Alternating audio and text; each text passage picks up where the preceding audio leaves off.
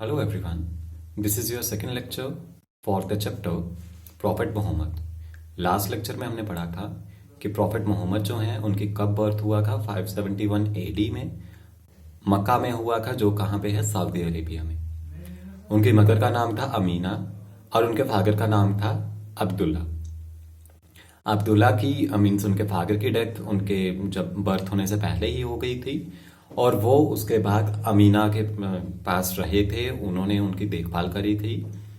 और अमीना एक बार उनको अपने रिलेटिव्स के घर मदीना में लेके गई और जब वो वहाँ से वापस मक्का आ रहे थे तो अमीना बीमार हो गई और उनकी डेथ हो गई। और उस टाइम पे प्रॉफिट मोहम्मद जो थे वो सिर्फ 6 ईयर्स के थे।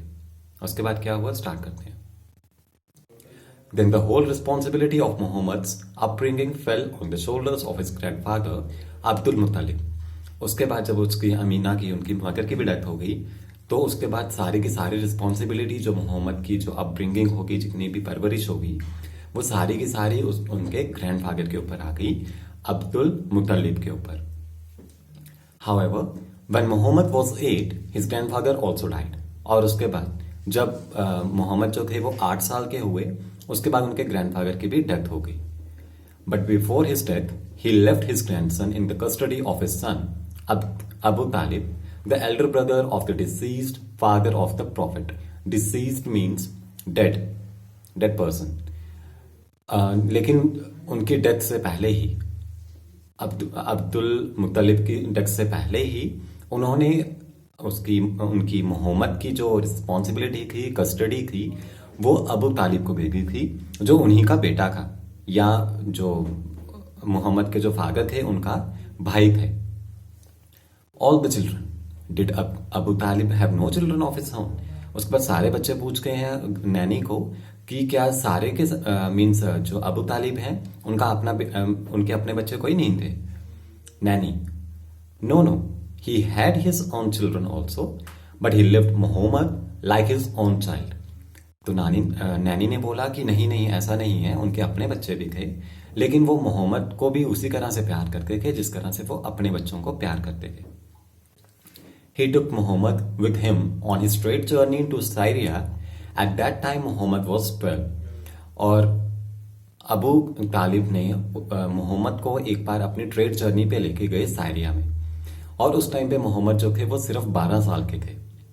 During this journey, they met a Christian monk who advised Abu Talib not to continue his journey but take Muhammad back to Makkah। लेकिन उस टाइम पे, उसी जर्नी के दौरान उनको एक क्रिश्चियन मॉन्क मिला। मॉन्क मीन्स प्रीस्ट, पंडित। क्रिश्चियंस में पंडित को मॉन्क बोलते हैं।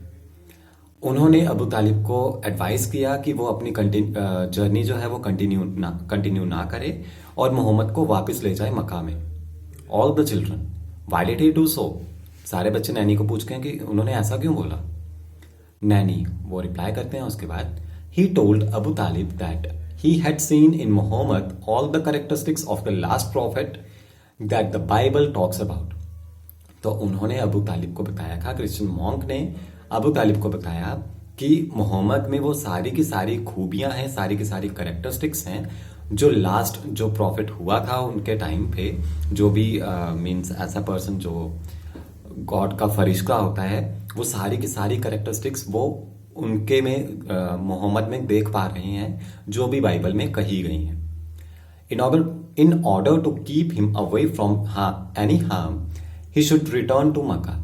तो इसलिए अगर इनको कोई भी हार्म ना हो, कोई भी हानि ना पहुंचे, तो बेटर होगा कि इनको दोबारा तुम मक्का ही ले जाओ। It is said that Abu Talib return to Mecca after selling his merchandise from which he had earned very good profit. और ऐसा बोला जाता है कि अबू तालिब जो हैं वो मक्का वापस आ गए, लेकिन जो इस काम से वो गए कि गुड्स वगैरह, जो ट्रेड जर्नी थी उनकी, जो भी मर्चेंडाइज मीन्स गुड्स वगैरह जो भी थे, वो सब उन्होंने वहां पे सेल किए और उनसे उनको बहुत अच्छा प्रॉफिट हुआ। Children, what happened after that? उसके बाद चिल्ड्रन, सारे बच्चे नैनी से पूछते हैं कि उसके बाद क्या हुआ।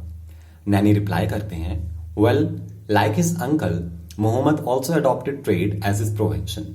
मीन्स अपने अंकल की तरह मोहम्मद ने भी अपना प्रोफेशन क्या चूज किया, ट्रेड ही, जिस तरह से अबू तालिब ट्रेड किया करते थे, उसी तरह से मोहम्मद ने भी ट्रेड को ही अपना प्रोफेशन मान लिया. He took the merchandise with other caravans to different places and every time earned a good profit. Means वो अपनी मर्चेंडाइज मीन्स जितने भी गुड्स वगैरह होते हैं वो बाकी प्लेसेस पे भी लेके जाने लगे कारावंस में. कारावंस मीन्स एक home on the wheels. Means जैसे गाड़ी होती है उसी में सब कुछ अरेंजमेंट किया गया हो, जैसे घर होता है सिर्फ घर को पहिए लगा दो, तो उस तरह से.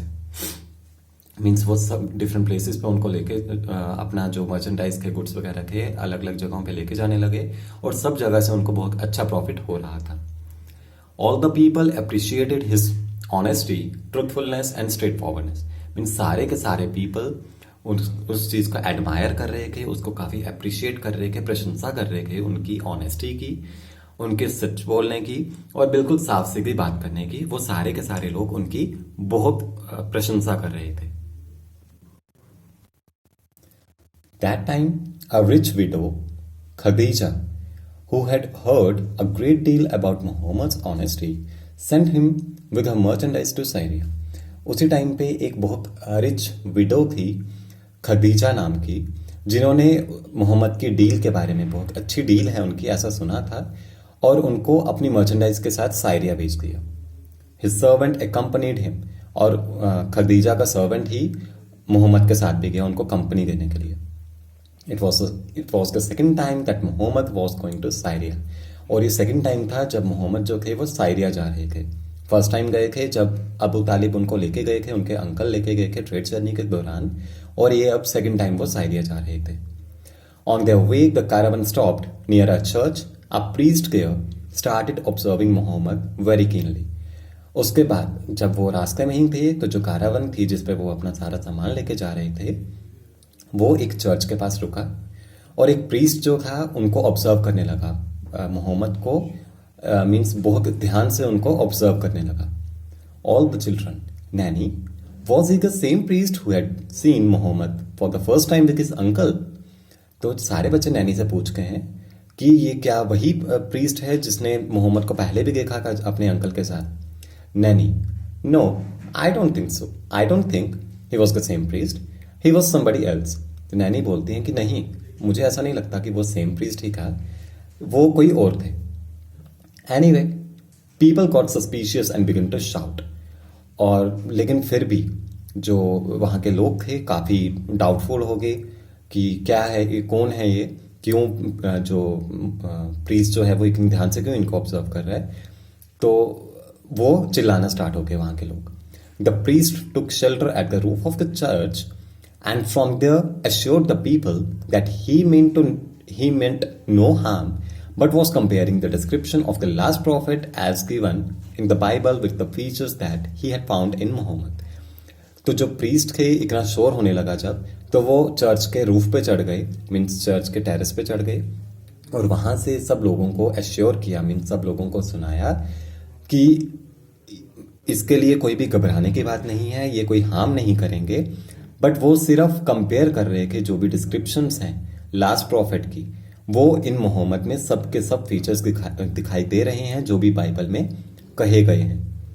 शबनम जो एक चाइल्ड थी जो नैनी की स्टोरी सुन रही थी, वो पूछती है, Naini, you mention the Bible before also, what is it.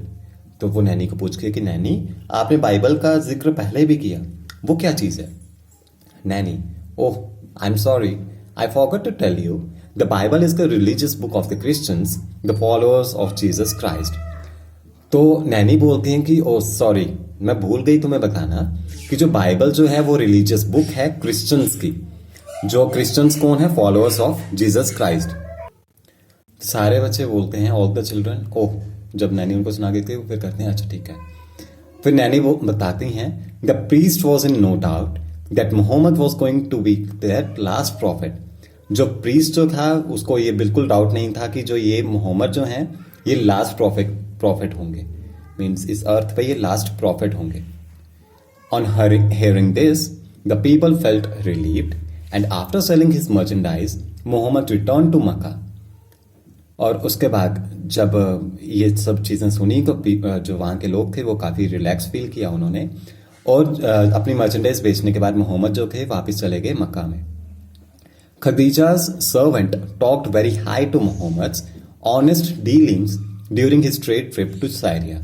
और उसके बाद जो उनका सर्वेंट गया था, खदीजा का जो सर्वेंट गया था मोहम्मद की कंपनी देने के लिए, उन्होंने बहुत अच्छे से सबको बताया कि कितनी ऑनेस्ट डीलिंग है इनकी, कि जो भी ट्रिप की इन्होंने, ट्रेड ट्रिप की सायरिया की, उनमें बहुत अच्छे से डील किया, इन्होंने बहुत ऑनेस्टली डील किया। Because of his honesty, truthfulness and good dealing, Muhammad came to be known as Amin. Means अपनी ऑनेस्टी और ट्रुथफुलनेस की वजह से, अपनी गुड डीलिंग की वजह से मोहम्मद जो थे वो अमीन के नाम से जाने जाने लगे। अमीन मीन्स कस्टोडियन।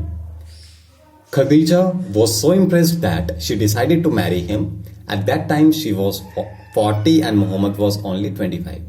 और ये सब देख के खदीजा जो थी वो बहुत ज़्यादा इम्प्रेस हुई और उन्होंने डिसाइड किया कि वो मोहम्मद के साथ शादी करेंगे। उस टाइम पे जो खदीजा जो थी वो 40 साल की थी और मोहम्मद जो थे वो सिर्फ 25 ईयर्स के थे।